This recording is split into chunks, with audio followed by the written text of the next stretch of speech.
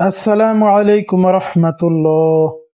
যে সমস্ত মুসলিম ভাইগণ দোয়া পারেন না, একটি দোয়াই তাদের জন্য যথেষ্ট হবে। আর এটা অনেক সহজ এবং সরল। দোয়াটি হচ্ছে সূরাতুল ফাতিহা।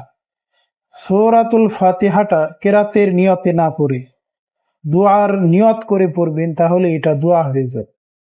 আর কোনো দোয়া যদি না পারেন, তাহলে সর্বদা সব সময় যেখানেই দোয়া করার প্রয়োজন এই সূরাতুল ফাতিহাটা দোয়ার নিয়তে পড়বেন, তাহলেই আপনার দোয়া হয়ে যাবে। কিভাবে দোয়াটা পড়বেন দেখুন। আলহামদুলিল্লাহি রাব্বিল আলামিন, আর রহমানির রহিম, মালিক ইয়াউমিদ্দিন, ইয়্যাকা না'বুদু ওয়া ইয়্যাকা নাস্তাঈন, ইহদিনাস সিরাতাল মুস্তাকিম। এই আয়াতটা 3 বার করে পড়বেন।